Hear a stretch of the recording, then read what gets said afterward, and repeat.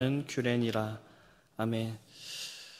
네, 유대인들에게 있어서 나병은 인간의 죄악을 대변하는 심히 부정한 그런 질병이기 때문에 치명적인 육체 질병의 이상의 의미를 가지고 있었습니다.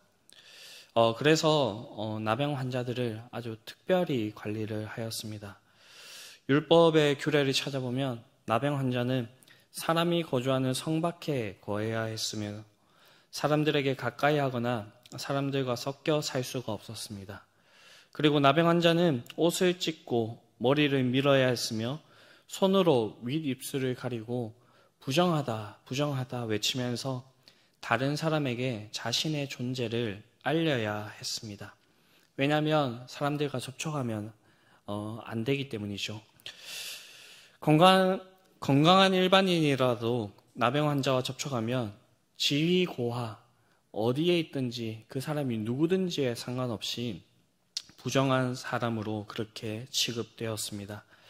그렇기 때문에 나병 환자는 사회적으로, 종교적으로 아예 그렇게 철저히 소외될 수밖에 없었고 그 사람들에 대한 인식은 하나님과 사람에게 버림받은 그런 자라는 인식이 있었습니다. 그래서 특별히 이 나병 환자가 기적적으로 치유된 그러한 상황에는 곧바로 이들이 이 사회의 일원으로 돌아올 수 있는 게 아니었고요. 제사장에게 보이고 철저한 검증의 절차를 거쳐가지고 제사장의 최후 판단을 받은 후에 하나님께 예물을 드린 후에 그렇게 돌아올 수가 있었습니다. 오늘 본문에는 사람에게 발병한 나병을 넘어서 이제 의복에 발병한 이 나병을 처리하는 그 규례가 나옵니다. 그런데 의복에 나병이 생긴다라는 이 말이 너무나도 낯설게 느껴집니다. 왜냐하면 이 의복에는 나병이라고 하는 그것이 발생할 수 없기 때문입니다. 그래서 이 성경을 연구하는 학자들이 이것이 이스라엘에게만 있었던 한 표적이고 기적이고 하나님이 한 개인이나 가정에게 큰 분노를 내리셨던 아주 특별한 그러한 증거라고 이렇게 주장을 합니다. 어찌되었던 이 나병은 전염성이 있어 보입니다. 조금이라도 남아있다면 어떻게든 영향력을 끼치려고 하는 그 모습을 볼 수가 있습니다. 이러한 것이 우리에게도 있음을 봅니다. 그것은 바로 우리 속에 있는 죄입니다. 마치 죄와 같이 이 나병은 이것을 완전히 제거하지 않는다면 계속해서 자라나는 것과 같습니다. 그렇기 때문에 오늘 우리는 이 의복에 발생하는 나병을 처리하는 이 규례를 통하여서 하나님께서 우리에게 어떤 것들을 알려주시고자 하는지 함께 나누어 보기를 원합니다. 먼저는 악을 제거하는 일이 어렵다라는 것입니다. 혹시 곰팡이를 제거해 보신 적이 있습니까? 제가 말씀을 준비하면서 곰곰이 생각해 보니까 제가 어린 시절, 그 통풍이 잘 되던 집에 살았을 때에는 이 곰팡이에 대한 기억이 없었던 것 같습니다. 집에 바람이 잘 통하고 어머니께서 청소를 열심히 하셨는지 곰팡이가 핀 것을 본 적이 없었습니다. 그런데 제가 고신대학교를 다니면서 자취를 시작을 했는데 그때부터 곰팡이와의 전쟁이 시작이 되었습니다. 용도는 아주 습합니다. 그래서 조금만 관리를 잘못해도 곰팡이가 어디서부터인가 자라나기 시작합니다. 그래서 락스를 사다가 그 락스로 빡빡 문지르고 열심히 지어보는데요. 그런데 얼마 지나지 않으면 다시 곰팡이가 발생하는 것을 볼 수가 있습니다. 한 번은 방학이 되어가지고 본가에 이렇게 다녀와야 될 때가 있었습니다. 그때 마침 같이 살고 있던 룸메이트도 이렇게 집을 비워야 돼서 한 3주간 집을 비웠던 적이 있습니다. 그때 3주 뒤에 이 집에 도착하였을 때 곰팡이가 벽에서 이만큼 이렇게 자라날 수가 있구나. 곰팡이가 꽃을 피울 수 있구나. 그 사실을 알게 되었습니다. 방에 있는 집기들 전부 다 밖으로 다 빼내고요. 곰팡이를 전부 다 제거를 했습니다. 그리고 그 곰팡이가 이불이나 옷에나 막 이렇게 옮겨 붙어가지고 결국에는 그것들을 살리지 못하고 그렇게 다 버렸던 그런 기억이 있습니다. 네, 시민빌라에 와서도 201호에 먼저 사셨던 선배 목사님이, 서경진 목사님과 정복기 목사님이 이 방에는 여기에 곰팡이가 핍니다 라고 그렇게 알려주셨습니다. 그래서 관리를 정말 열심히 했습니다. 그런데 올해 5년째 되던 그날에 곰팡이가 핀 그 모습을 볼 수가 있었습니다. 네, 그 곰팡이를 없애기 위해서 다시 락스를 사서 깨끗하게 이렇게 닦아내었습니다. 그런데 한번 핀 곰팡이는 저희가 완전히 제거하기가 힘듭니다. 곰팡이만 해도 이런데 그것보다도 더 강력한 이 나병은 어떠하겠습니까? 오늘 본문에서 나병으로 의심되는 것이 보이면 제사장에 가서 보이고 제사장은 경과를 두고 지켜보다가 하나님께서 명령하신 그 증상이 나타나 보이면 나병에 발생한 그 의복을 불사르라 라고 그렇게 명령하고 있습니다.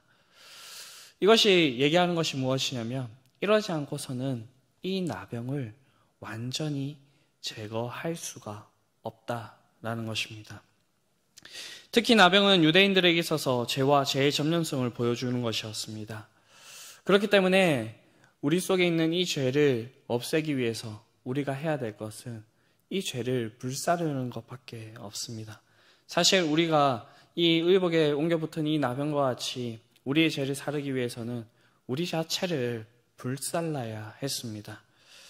그런데 죄인인 우리가 불사름을 당하지 않고 의롭다 하심을 받았습니다. 어떻게 이 일이 가능합니까? 우리를 위해서 대신 불길에 띄워두신 분이 계시기 때문입니다. 그분은 바로 예수님입니다. 그래서 우리는 예수님의 십자가를 우리를 위해 띄워드신 그 불길이라고 그렇게 표현을 해볼 수가 있습니다. 예수님은 십자가에서 당신의 몸을 불살라 주셨습니다. 이런 예수님의 희생이 있었기 때문에 우리는 의롭다 하심을 받을 수가 있었습니다. 그래서 성경에서는 그리스도로 옷 입어라, 그리스도 예수의 옷을 입어라, 빛의 옷을 입어라 라고 그렇게 우리에게 권면하고 있습니다. 만일 그렇지 않는다면 우리는 죄라는 나병이 우리의 의복에도 우리의 몸에도 들러붙어서 결국에는 우리가 죽게 될 것이기 때문입니다. 우리가 주님의 십자가로 나아가면 주님께서는 우리를 이렇게 불사르지 않고도 깨끗하게 하실 것입니다. 오늘 의복에 대한 이 규례를 보게 되면 58절, 59절을 보게 되면 빤 의복이 다시 나레나 시에나 가죽으로 만든 모든 것에 그 색점이 벗겨졌으며 그것이 다시 빨아야 정하리라 라고 이렇게 이야기를 하고 있습니다. 불태우는 것 말고 이렇게 빨아서 없어질 수 있는 그런 곰팡이에 대해서 또 얘기를 하고 있는데 우리의 주님의 그 보혈은요 너무나도 능력 있고 정한 능력이 있어서 우리에게 있는 이 나병이라 할지라도 그 주님의 보혈에 가지고 간다면 주님께서는 우리의 나병, 우리의 죄를 깨끗이 씻게 하실 것이고요. 우리를 정케 하실 것입니다. 하나님께는 이러한 능력이 있습니다. 그리고 하나님께서는 우리에게 이러한 것들을 은혜로 주어 주셨습니다. 그렇기 때문에 우리가 해야 될 것은 이러한 은혜를 기억하면서 하나님께 감사해야 하는 것입니다. 감사는 구원받은 자가 할 수 있는 마땅히 지녀야 할 그런 태도라고 성경은 이야기하고 있습니다.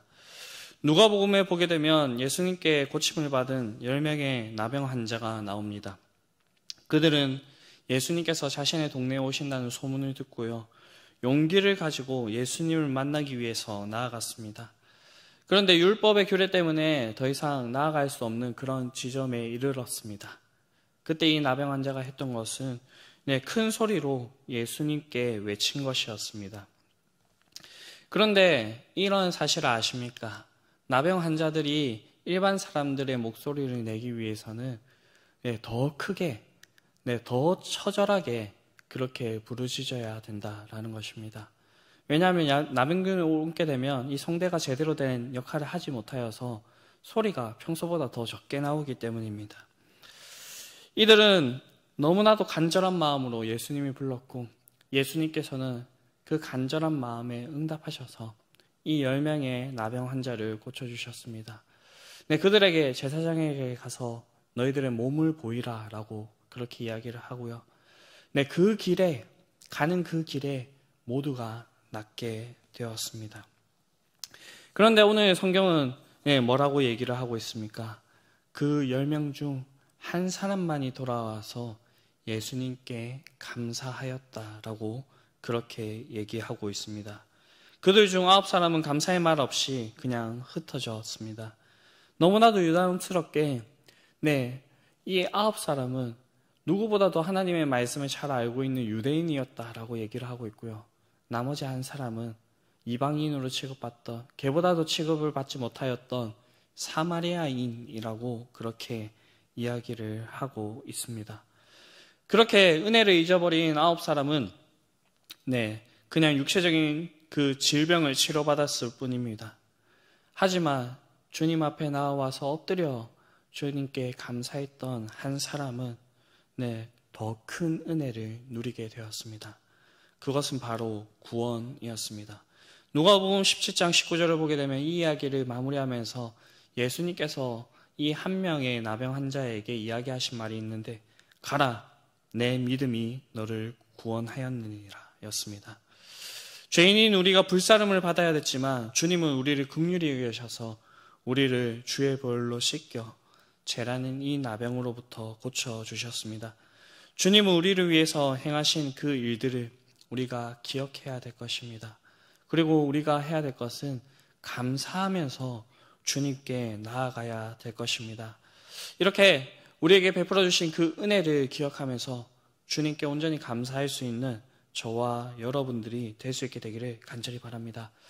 마지막으로 이 규례를 통하여서 우리가 생각해 보아야 될 것은 경각심을 가지고 정결한 삶을 살기 위해 결단하고 노력해야 된다라는 것입니다. 오늘 본문이 우리에게 도전하는 것이 있습니다. 주의 은혜로 의롭다 하심을 입은 자로서 이제 우리는 정결한 삶을 살아야 한다는 것입니다. 하나님은 제사장으로 인하여 하여금 의복에 나타난 색점을 유심히 살펴서 나병인지를 판단하고요. 나병일 경우에는 그 의복을 불사르라라고 그렇게 이야기를 하고 있습니다. 그런데 오늘날 같이 이 옷이 흔하던 그런 시절이 아니었습니다. 특히 이 고독과 같은 경우에는 일생에 한 번 이렇게 가져볼까 말까한 그러한 아주 귀한 것이었습니다. 그럼에도 불구하고 이런 나병이 발생한다고 한다면 그것을 불태우라라고 그렇게 이야기를 하고 있습니다. 매우 아까운 일이었을 것입니다. 그러나 그 사람은 이러한 증상이 발생하였을 때 결단을 해야 했습니다. 악성나병이면 그 옷을 불태워야 했습니다. 하나님의 말씀대로 하지 않았을 때에는 그 옷뿐만 아니라 그 나병이 내 사람의 몸에 옮겨 붙어서 그 사람도 상하게 되기 때문입니다. 우리가 결단하고 하나님의 말씀대로 그렇게 살아야 될 이유는 무엇입니까? 담임 목사님께서 자주 이렇게 반복해서 말씀하셨는데, 하나님의 말씀을 따라 사는 것이 옳을 뿐더러 그것이 우리에게 유익이 되기 때문입니다. 예수님께서도 마태복음 5장에서 만일 내 오른 눈이 너로 실족하게 하거든 빼어버리라. 내 백체 중에 하나가 없어지고 온몸이 지옥에 던져지는 것이 유익하며, 또한 내 오른손이 너로 실족하게 하거든 찍어내어버리라. 내 백체 중 하나가 없어지고 온몸이 지옥에 던져지지 않는 것이 유익하니라 라고 그렇게 우리에게 말씀하고 있습니다. 예수님께서는 서기관들과 바리새인들을 아주 많이 책망하셨지만 그들의 행위는 너무나도 대단한 것이었습니다. 그래서 예수님께서는 이어서 우리 중 누구라도 우리의 의가 서기관과 바리새인보다 낫지 못하면 결코 천국에 들어가지 못할 것이라 라고 그렇게 말씀을 하십니다. 물론 우리가 연약하여서 넘어질 때도 있습니다. 그럴 때마다 우리가 해야 될 것은 우리를 위해 십자가의 고통을 당하신 주님의 은혜를 기억하면서 감사함으로 결단하며 다시 하나님께 나아가는 것입니다. 그럴 때 하나님께서는 주의 보혈로 우리를 다시 씻길 것이며 우리를 정케 하여서 하나님의 백성으로 그렇게 온전히 살아가게 하실 것입니다. 오늘 하루 이 말씀을 기억하면서 주의 은혜로 의롭다 하심을 받은 자로서 그렇게 정결한 삶을 살아내실 수 있게 되기를 그렇게 축복합니다. 주기도문 하시겠습니다.